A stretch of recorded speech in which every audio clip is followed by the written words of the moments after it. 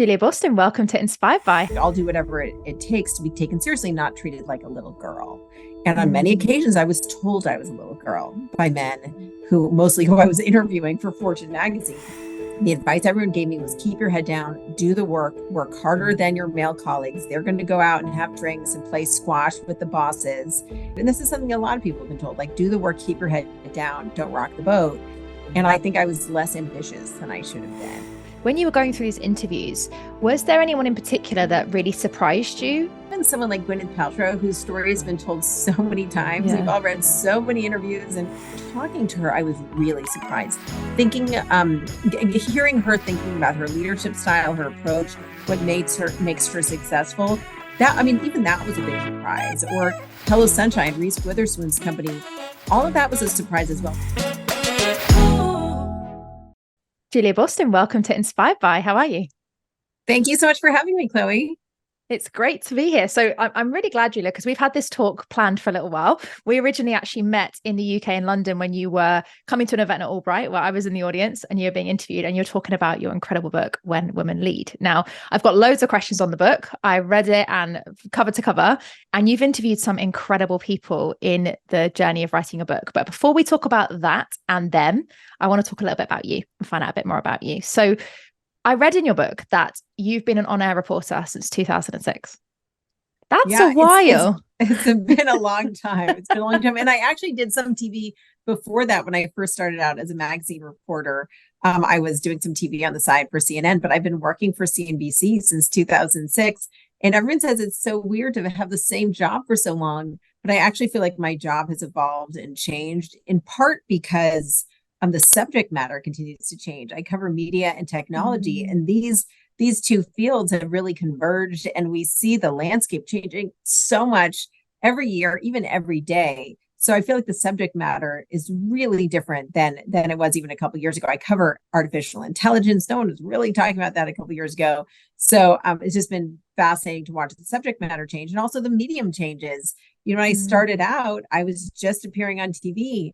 Now I do live stream shows. I have the capability to broadcast from my house thanks to some technology explored during the pandemic. So I feel like the medium has changed, the content has changed, and it's just been a great place, which has really enabled me to be entrepreneurial over the last 16 years as well. I think the fact that I've been able to create these different things within this corporate structure has been very satisfying and gratifying.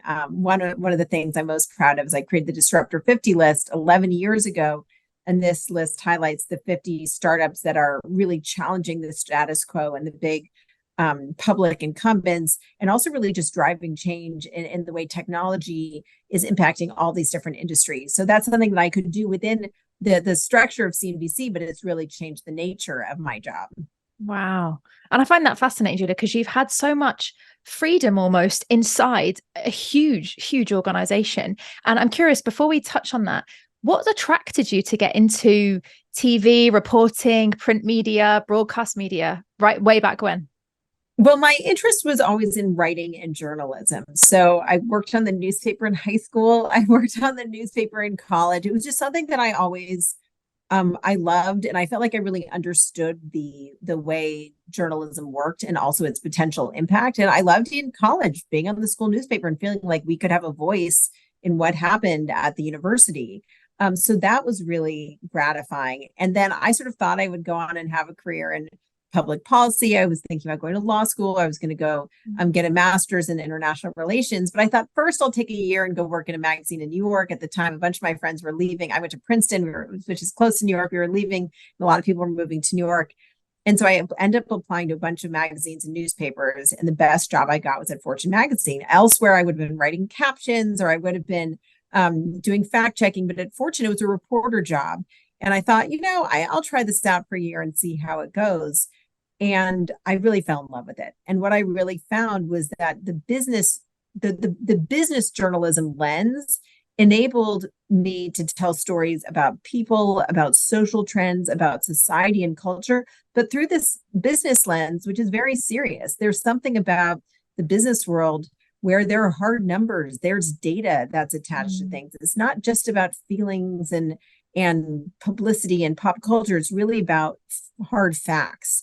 And I think at a time when the journalism world can become very fluffy, or about just celebrities or pop culture, there's something very grounding about that lens of business news. And so I really fell in love with it. And this idea of using business as a way to tell stories about the world, and about change was really compelling to me. And so I fell in love with it at Fortune magazine. And there I kind of fell into the TV thing. I was first, at the time, Fortune and CNN were owned by the same parent company, and they would frequently have on reporters to talk about stories they'd written. So one day I wrote a story about 20 people who'd lost over $1 billion in the stock market crash in 2001. And they invited me on to talk about it. And I thought it was so funny that as a 22-year-old at the time, I was being asked to talk on live television. I just thought it was funny. I didn't get nervous. And they thought, oh, you're comfortable, you're articulate, we should have you back on. And that became a regular segment. So I ended up having a regular segment three or so times a week on CNN and CNN Headline News. And that's what led me to CNBC. Wow. And what's it been like working at CNBC for 17 years? You know, you mentioned the industry's changed a lot. I mean, I'm sure the organization has changed a lot. How has it been for you? Well, I've been based out in Los Angeles for the vast majority of that time. So I'm a little bit on an island out here. I spend a lot of the time on the phone with my colleagues back east. But I think that, CNBC is such a great institution. People tend to stay here for a very long time. So it's actually not unusual. Most of my colleagues have been at CNBC for roughly the same amount of time or longer. So there's actually a real longevity here. But I think in an institution that does have such consistency, there is this opportunity to come up with new franchises. And I actually think that being a journalist is in a way very entrepreneurial, sort of very inherently entrepreneurial. It's always about pitching stories, right? What story do you want to tell? How are you going to convince your editor that it's worth investing the resources to tell this story? Obviously at a different scale than pitching a company, but I think there is something similar to that, this idea that you're always needing to come up with new ideas to tell a different story that's being told on another network or in the papers. So I think it lends itself to an entrepreneurial bent. Yeah, I totally agree. When I was reading your book and I was hearing the stories of the founders that you've connected with, and then also hearing your story of how you push through, some of the bias and some of the other stuff that you talk about in the book, it did seem quite entrepreneurial. And I always find, imagine you're fresh-faced, you've just joined CNBC or even Fortune magazine back then. It's always great to have a mentor or someone that can guide us through that. Who helped you on that journey to sort of help you pave the path?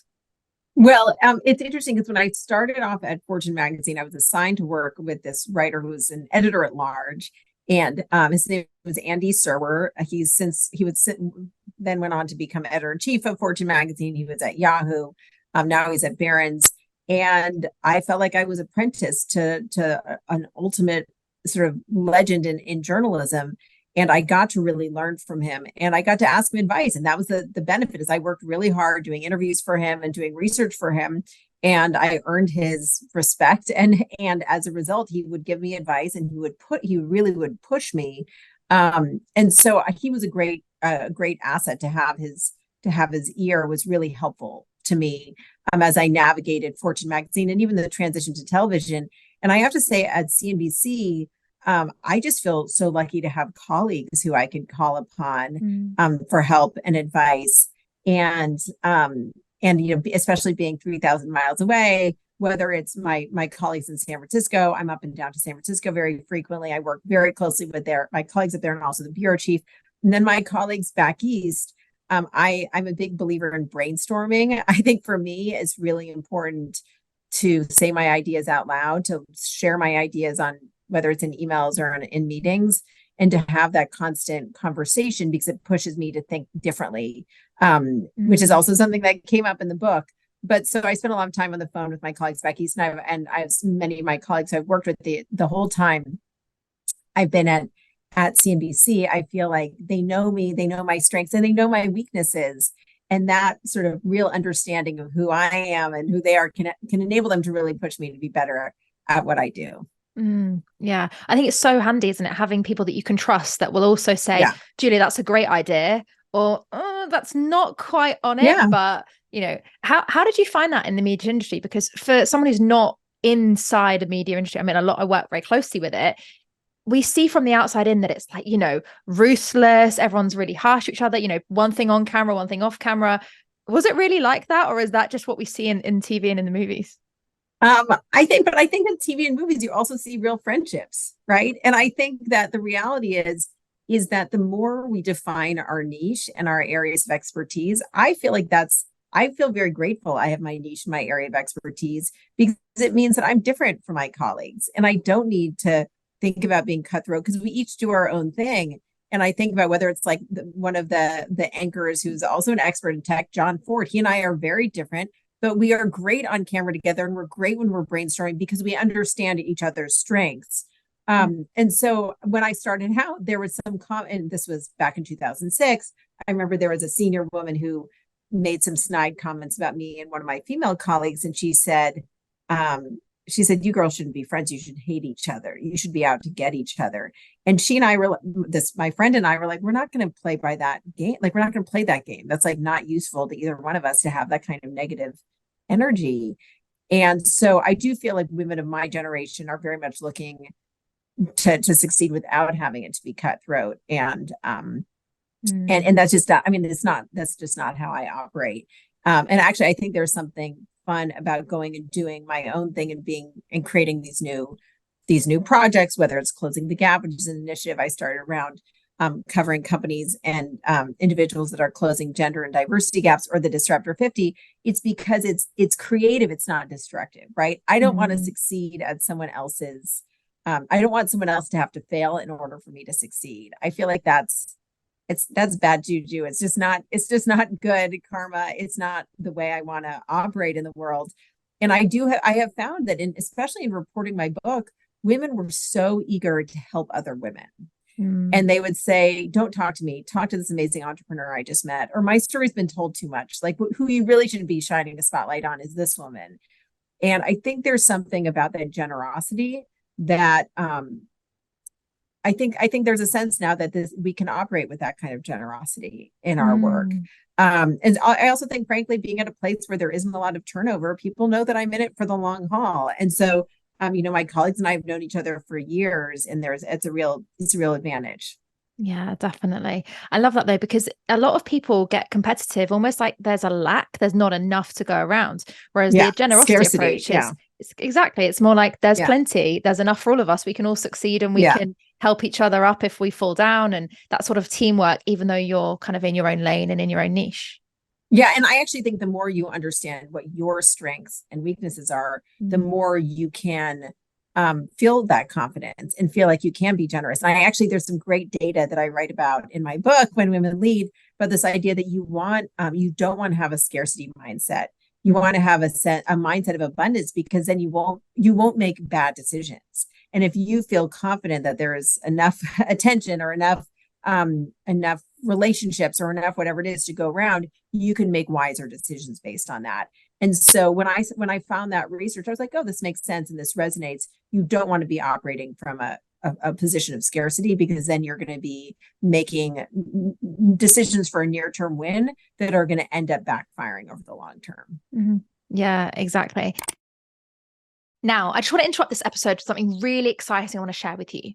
Maybe you've been listening to this episode or watching it thinking, Chloe, I've got an inspiring story. I would love to tell my story. Maybe you're sat there like many of our guests who have an inspiring story and know you have knowledge and experience you want to share with the world, but you don't quite know how to use it to help others. Well, I've worked with over 100 authors and co-authors to share their story in books and ultimately use their knowledge and experience that they've picked up on their way to help other people all over the world. And not only have they helped other people, they've gone on to be #1 best-selling authors, speak on stages with well-known celebrities, and feature on podcasts just like this. And maybe there's a part of you that thinks, you know what, Chloe, I would love to be doing that too. Well, let me tell you a secret. It all starts with planning exactly what you want to write or share in your own book. And one thing that I've learned from working with so many different authors is that planning is the key to success. And so if there's a part of you that would like to be able to write and publish your own book, or start sharing your story, sharing your message with people that you know that could really benefit from it, then I've got something special for you.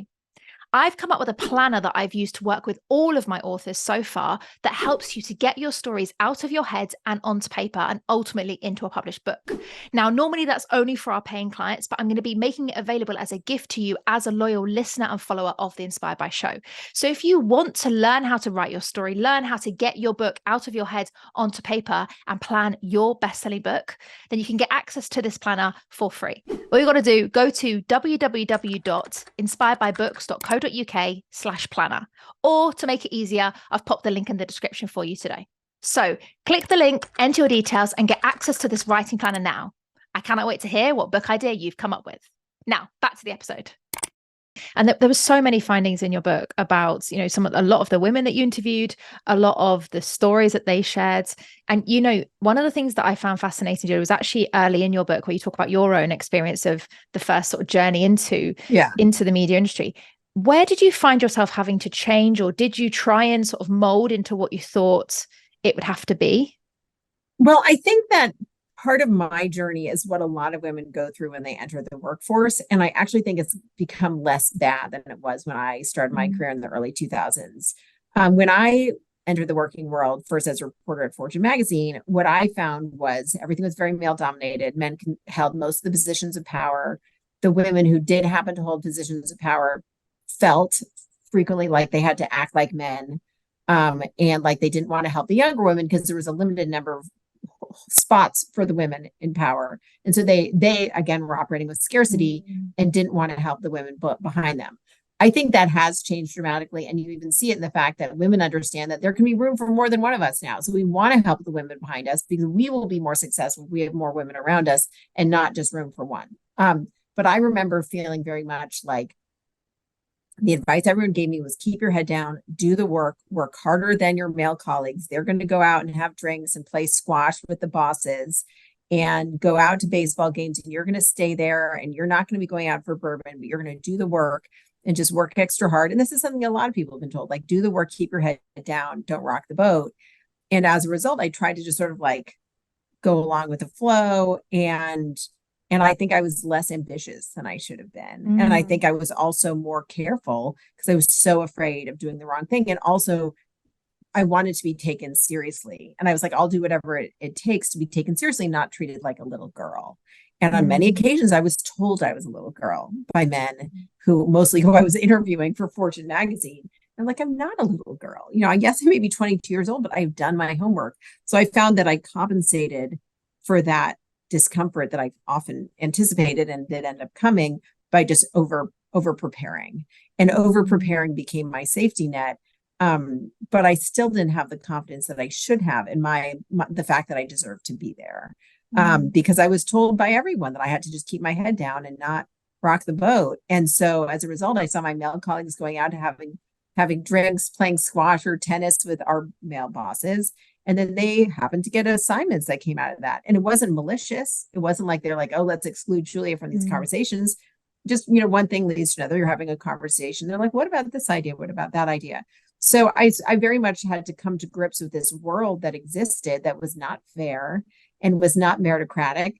But I had to navigate that world without letting it destroy me. And so one thing that was interesting is the attitude that I had then, and that I think many women have had, is just ignore the obstacles, keep on going, do the work, and don't really dig into why these obstacles exist. And one thing I realized in writing my book and doing the research for my book, is that there's actually massive benefit to be gained in understanding your obstacles. So for me, it would have been helpful to know that people thought I was talking more than I was.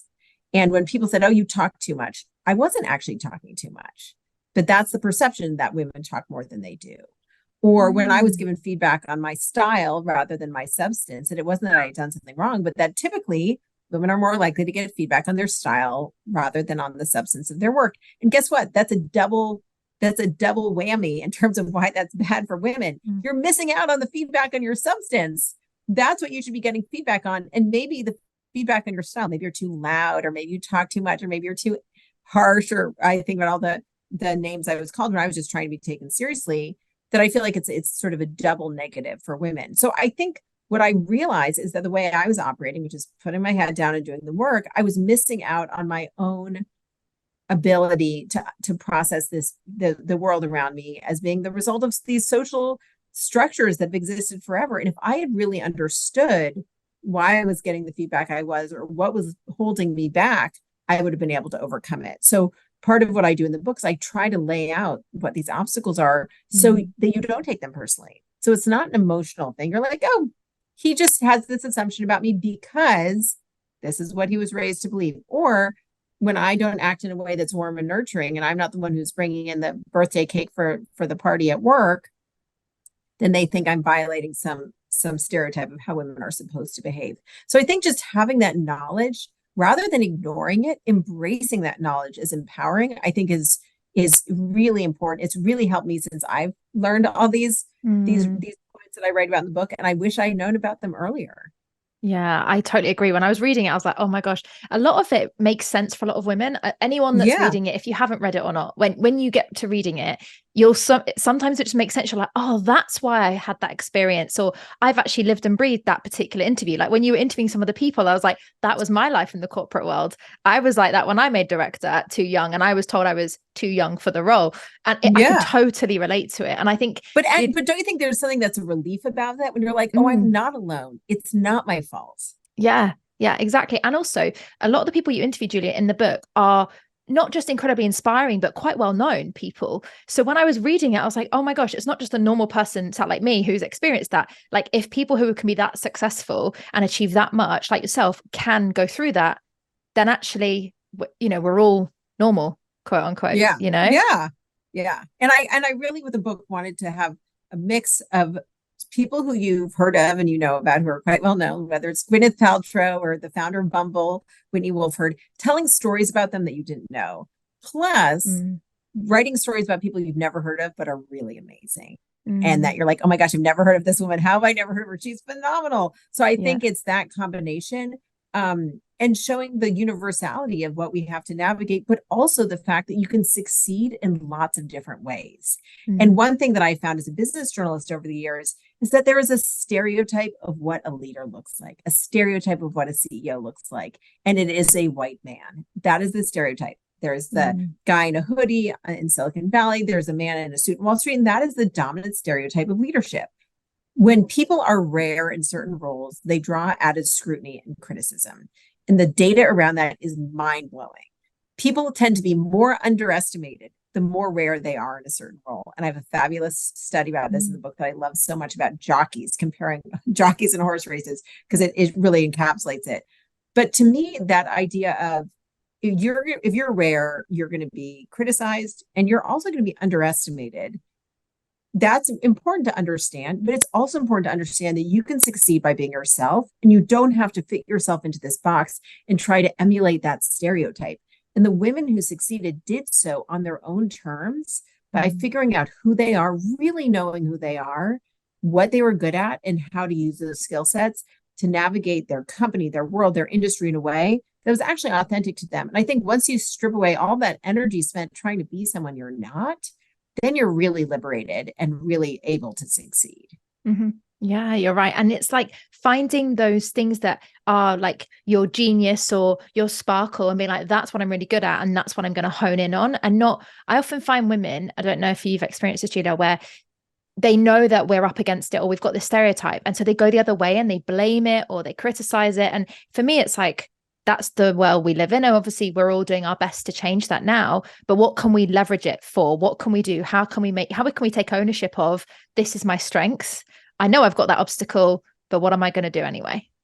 Yeah. And I think part of it is like, okay, long-term, I want this to change, but in the meantime, I need to deal with this right now. And so there's one startup CEO, I remember talking to her about this research that we had both seen about how women are judged more harshly if they give negative feedback to their employees. So obviously nobody likes to get negative feedback, but if an employee is given negative feedback by a male boss, they take it in one way. If they're given it by a female boss, they hate their boss.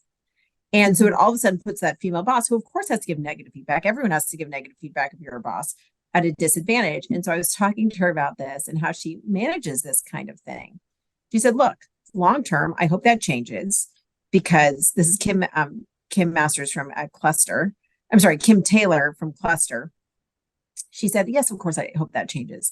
But if I'm in a tough spot and I don't have time to deal with all the feelings of people who are angry at me because I just told them something negative, there's going to be times when I'm going to say, okay, I'm in a rush right now. I'm going to delegate that negative feedback to one of my male colleagues, and I'm going to make him give it so I could focus my attention on other things. And I think just having that information at your fingertips so you can make really educated decisions about where you're going to want to spend your time, where you're going to devote your emotional energy. When you're trying to run a company, she's like, I'm trying to scale this company right now. Kim Taylor's like, I got stuff to do. I don't have time to deal with the angry employee today. Maybe tomorrow it'll be a different situation because it'll be worth it in that situation. But right now I have to have the cost benefit analysis. And I think if you're armed with that information, then you'll make wiser choices. Yeah. And you're right. It's all about the choices and knowing at different stages in our career or in the journey, we're going to face different hurdles. So one of the things which I resonated with, especially as you mentioned now, is, you're fresh faced starting in your career and there was beliefs in, head down, get on with it. The men will go for their drinks and do this, this, and this. It's what your experience.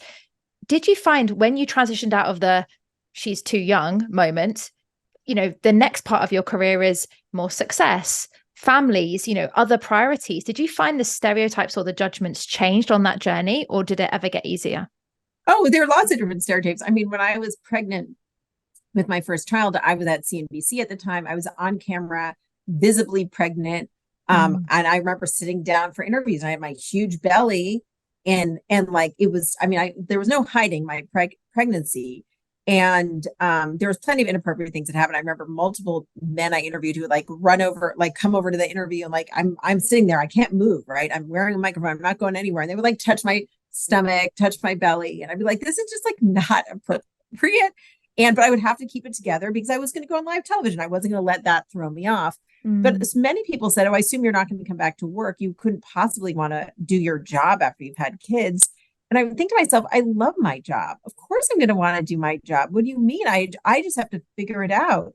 Or maybe the fact that I'm based on the West Coast and I work for an East Coast based company, maybe that's an advantage. Maybe the fact that I work very early hours and I'm done at 3 for the most part, and especially at the time I was done at 3, maybe that's something I could use as a benefit. And by the way, it turned out to be a great benefit. I would leave early in the morning. My husband was in charge of the kids in the morning, and then I would be home at 3 and I'd pick them up at school. And so for me, there was just an assumption that I was going to opt out because sometimes women opt out, and an assumption that I wasn't either capable of it or didn't have that ambition. And so I think there's, always these conversations. There are always going to be stereotypes.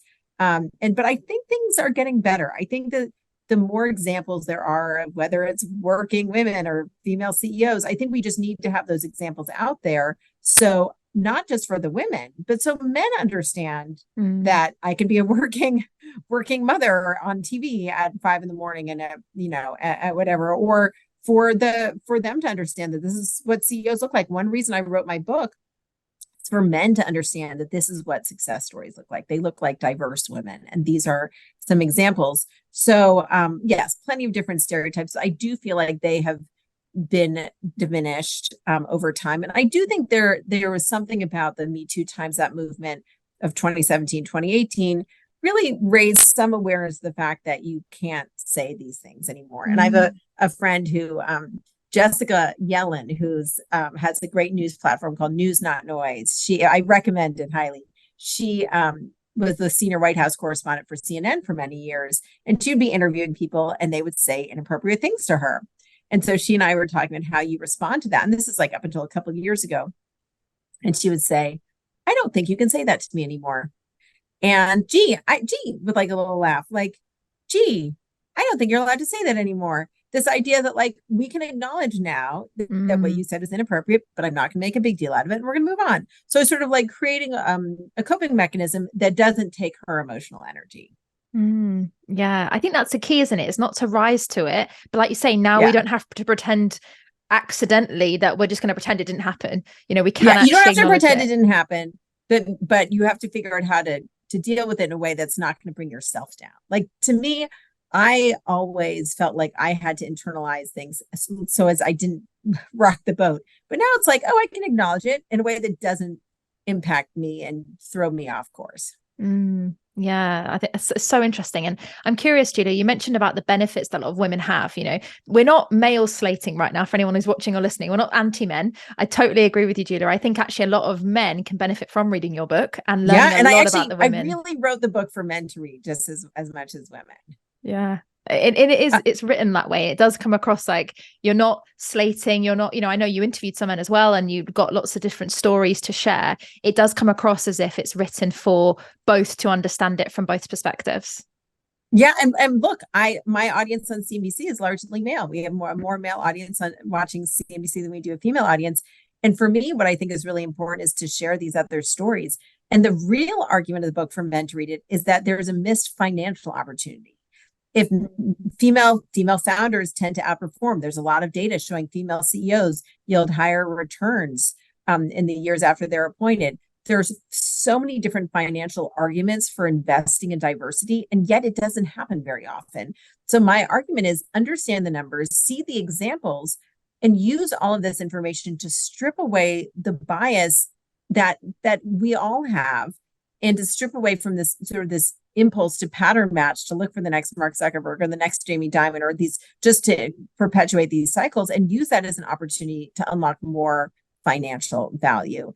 And it's effectively, I was talking to some private equity investors who were men who had read my book. And they're like, wow, it seems like a real arbitrage opportunity to focus on these untapped opportunities in investing in women. I said, I think that's a good way to put it. So this idea that we can all unlock value, not only by investing more in diversity, but also in leading the way that women tend to lead. And I was lucky to get to write my book over the pandemic, in that I had great access to women. Everyone was available. But also what I saw over the pandemic is that the skills and strategies women tend to deploy were essential during the pandemic, and I think are more valuable now than ever. And I truly believe that the pandemic shed light on the importance of the particular skills and strategies women tend to bring to the table. Yeah, absolutely. And you talk a lot about those strategies in your book. One of the ones that kept coming up for me was vulnerability. I saw it in almost all the stories you shared. I know there was various chapters on that. Yeah. Where do you think vulnerability plays a part in female leadership, and how can men learn that from us women? Well, the key thing about vulnerability is it needs to be strategically deployed. If you're going to be vulnerable and say, here's what I don't know, here's where I don't have any expertise, you need to say where you do have strength. So I think there's this message, especially when I was coming of age in the business world, where people were supposed to portray strength at all times. Total confidence, we know the path, we're good to go. And the reality is if you pretend you always know what you're doing, you're going to miss out on opportunity and feedback in the areas where you really need it.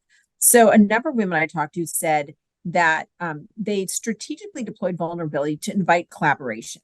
So if, Katrina Lake was founding Stitch Fix, she was able to hire people who she should not, who would have had no business leaving Netflix or Walmart to join a little startup. And people have said to me, Katrina Lake is a talent magnet. And I kept on saying, first of all, what does that even mean to be a talent magnet? Doesn't everyone want to be a talent magnet? Sign me up, But why would she, what is it? What is the special skill that it takes to be a talent magnet? And I actually spent quite a bit of time looking for academic research on what makes someone a talent magnet. The research is not out there. If anyone can find it, I look forward to reading it. But to me, I interviewed her investors. I talked to her multiple times. I was like, how are you able to get these people to come work for you? And ultimately, what it really came down to is the fact that she said she would call up these people who are top of their fields and say, I do not have expertise in data science. Leave Netflix and come work for me, and I will let you take the lead in this. Here's a big problem and a big opportunity. I'm not going to micromanage you because I respect your expertise in this area. Her own vulnerability, admitting what she did not know and admitting the big hole in her company, made those people feel confident that they would have a growth opportunity. And there's lots of research about how it's important for people to feel a sense of autonomy. And I think that that's what vulnerability can do when you're inviting collaboration. I think also, there's something about the pandemic, seeing that nobody has all the answers, nobody knows everything. The more honest you are, the more I think you earn respect, because people are going to believe you're good at the thing you say you're good at if you admit you're not good at the thing you don't know anything about. So I think that honesty builds trust. And I think there's a lot of research about how vulnerability invites people to trust you. Nobody's perfect. And if you pretend you are, people are going to smell it from a mile away. Yeah, definitely. And sometimes it's about vulnerability, being vulnerable, that you're not comfortable being vulnerable. Because sometimes I think people struggle with, like you say, there's so many patterns we've learned and behaviors we've learned, which is I must know everything, especially as a founder or a business owner.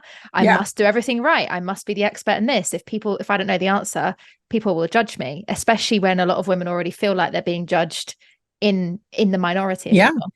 Yeah. And I think that it's interesting talking to female CEOs about the importance of vulnerability. One woman said to me, I overdid it once. I was overly vulnerable and it ended up backfiring because that person thought that they weren't going to have to collaborate with me. It was a man she'd hired. She used her vulnerability to hire someone very senior.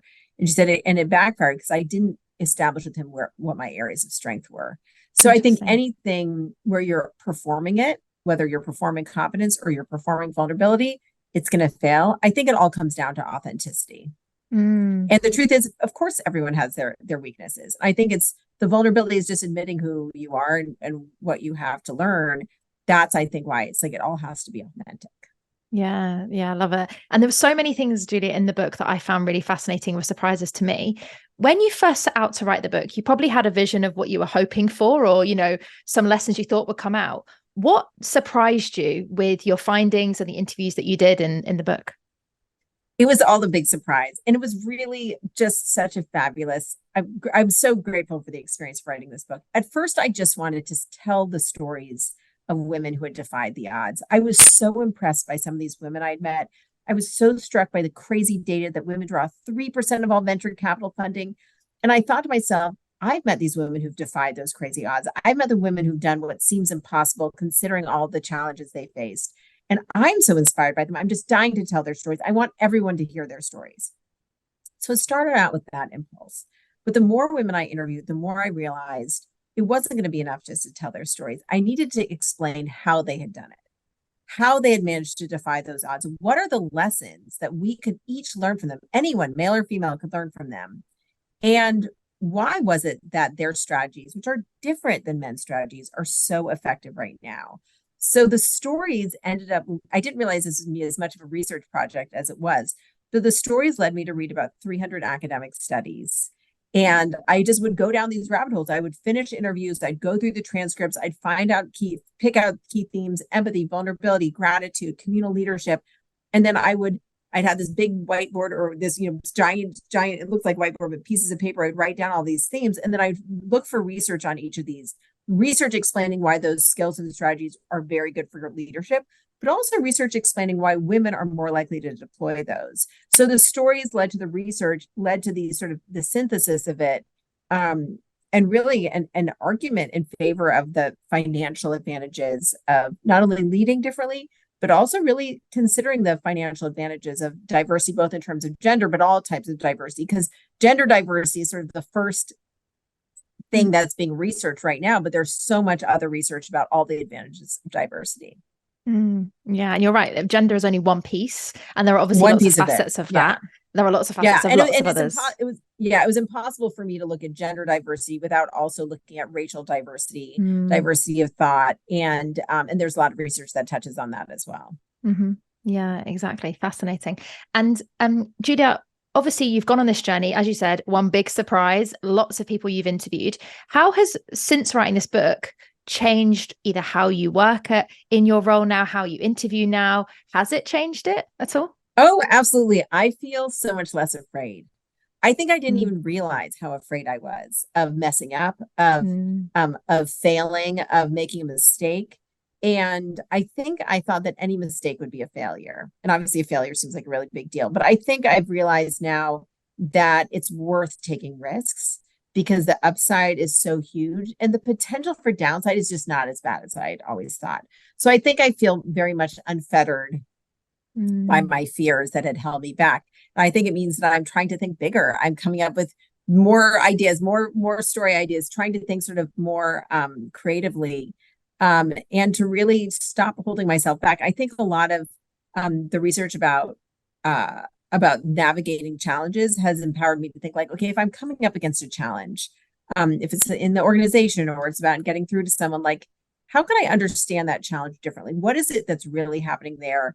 And what part of that has to do with me? And what part of that doesn't have to do with me? And once you have that perspective, I think it enables you to better navigate things. So it's felt very liberating for me. And I think for many of the women who've read the book also, to just try to feel like they can chart their own path and also think ambitiously about what I want my future to look like. And I hope all women who read it and can think ambitiously about what they want their futures to look like. Yeah, absolutely. It certainly made me question a lot of my stuff. It was like some of it made sense. And then others was like, as a business owner, an entrepreneur, how can I learn from this, adapt to it?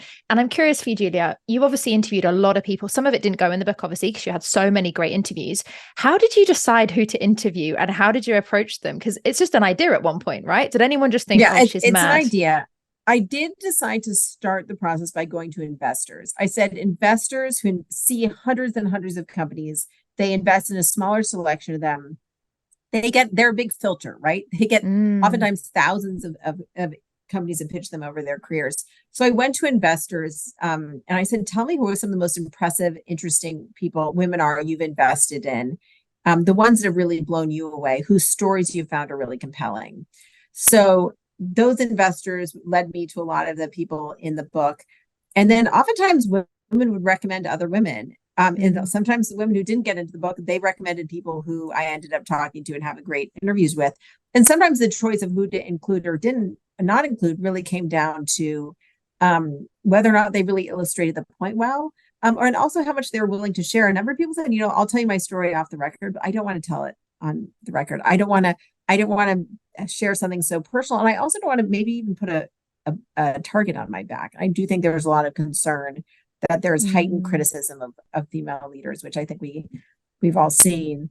But so one interview led to another, and I got so many recommendations and so much generosity of people saying, you have to talk to this person. She's amazing, with no skin in the game. But it really all started with the investors, since they have seen so many different pitches and entrepreneurs. Oh, fantastic. You're right, though, because they are a good filter, because they're not going to go too close to anyone that's not worth investing in. And Julia, when you were going through these interviews, was there anyone in particular that really surprised you out of them in particular, or anyone that story you just thought, wow, I wasn't expecting that? So many of them. I mean, even someone like Gwyneth Paltrow, whose story has been told so many times. We've all read so many interviews and articles about Gwyneth Paltrow, but talking to her, I was really surprised. Hearing her thinking about her leadership style, her approach, what makes her successful. Even that was a big surprise. Or Hello Sunshine, Reese Witherspoon's company, all of that was a surprise as well. So I think there was something very valuable about doing these interviews during the pandemic, and that I think everyone had a moment of reflection. And everyone was already feeling very most of the interviews were done in the year after the pandemic started. All of the interviews were done the year after the pandemic started. And I think I caught people at moments of vulnerability and honesty and self-reflection. So I think people really dug deep. And there was one woman, the CEO of Clear, which is a biometrics company. I did a number of interviews with her in the summer of 2020. And then when I followed up with her in probably January of 2021, she said, oh my God, I can't believe I told you that story. That was so personal.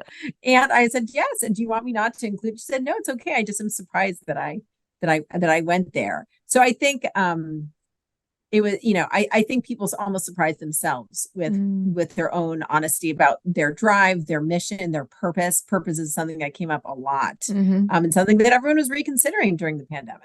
Yeah, you end up going on such a journey though, as the interviewee and the interviewer, right? Because it's like a therapy. I write books for a living. I run a book publishing business, so I've read a fair few books that have been written, and I find it probably was a therapy for you in terms of you're going through this journey. Also, people that are being interviewed are getting asked questions about things they've probably never been asked before. It's very intense and personal. And it's funny, having done most of these interviews on Zoom, to then meet these women in person. You just feel like you really know them in a different way. And it felt very therapeutic. And honestly, it helped me define my purpose and really understand my hope to help elevate these stories of female leadership and help close gender gaps and help women feel empowered and help men feel comfortable leading in different ways and not stuck within those stereotypes as well.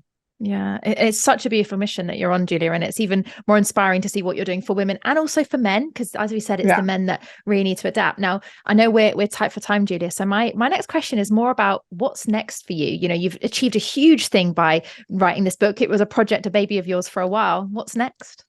Oh, you're very kind. Thank you so much. Well, I still have my day job. I'm a reporter at CNBC covering media and tech. And I'm just, and right now, I thought I would be ready to work on my next book project. And I think instead, right now, I'm really focusing on getting these stories and these ideas out into the world and doing some speaking engagements and working on bringing some of this to CNBC through my work there as well. So really pursuing this path for a bit and thinking about what opportunities there are, whether it's around education or community, because I think there's a real need. And one thing that has surprised me about the book tour is to find how hungry women are for information and hope, and also how frustrated people are. And I didn't realize the degree to which I would find that sort of deep-seated frustration. And that makes me really want to dig into this further before moving on to the next project. Yeah, I think that's good though, because some people just go surface layer and they're like, great, tick that off, milestone complete. And actually it's going deeper into what's really the challenge there and how can we as a society or individuals even just resolve it? Yeah. And I think it's been really illuminating to have conversations on the book tour with women such as yourself, all over, the US and also in the UK. And just to hear what people need right now. I mean, the statistic that I keep on thinking about that's really driving me to continue focusing on this issue and on the mission of When Women Lead is that last fall, there was a study that came out that found that women at the VP level and above are leaving their jobs in record numbers. And so if those women are leaving their jobs, and yes, maybe they're not retiring, maybe they're going to start a consultancy, but the fact that we don't have as many of those women in corporate America has a massive negative ripple effect. Because what it means is that young women don't have those role models, men don't have those role models, and men don't see that this is what leaders look like. So I think that is really potentially very risky in terms of the impact on corporate America. And I think that we need to empower women and men to navigate that and also have those examples of the diversity of the potential in leadership. Yeah, because the challenge is, like you say, we haven't got then the role models, but also we're then changing the dynamic altogether, and we're then getting there in the media and saying we need more women, but the reason there's a big enough gap is because people are leaving as well. So definitely agree with that. And obviously we've spoken about your book quite a lot today. I would highly recommend it. If anyone hasn't already got a copy, have a read of When Women Lead. Julia, one thing I want to mention as well is I really love the fact that it's called When Women Lead, not Why Women Lead. Well, women do lead. We don't need to explain why. We need to talk about what happens. What happens? Good things happen when women lead. Exactly. And that's why I loved it. It's a presupposition that women are leading, it's coming, and this is why. Now, Julia, it is happening. We just need to talk about it more. Good. I'm glad. Now, I'm conscious of time. I've got one final question for you before you jump back onto all the other projects that you're currently working on. On the show, we have a tradition. You've been here to share your inspiring story. Interesting, obviously, we met in person in London, and you actually wrote in the book, I can't wait to come on your show, which was really sweet of you. And obviously now you're here. Who do you know that has an inspiring story? Maybe it's someone you've interviewed or someone you've spoken to before that you think we should have on the show next. Well, thank you again, Chloe. You're so kind. I'm going to name two women, both of whom are in the book. The first is Melissa Hanna, and she is the CEO of a maternal health company based in Los Angeles called Mahmee, Mahmee. And they are having such a massive impact on improving maternal health, everything from physical health to postpartum depression. And this is an issue that's really been overlooked for so long. She's using technology, she's using data, and she's figuring out how to do it at scale. She's an amazing story. Her mother was the foremost lactation consultant, or is the foremost lactation consultant in Southern California. And so she has a really funny story with her, which I tell some of the story in the book. It's pretty hilarious. And I would laugh every time I would work on that chapter. And then the second person I would recommend is Dr. Toyin Ajayi. She's the CEO of a company called Cityblock Health. She worked in Sierra Leone. She was educated in England as a doctor and at Stanford. And she worked in Sierra Leone, but she realized she needed to really help fix the US healthcare service. They're serving low-income patients and doing it with a totally different approach.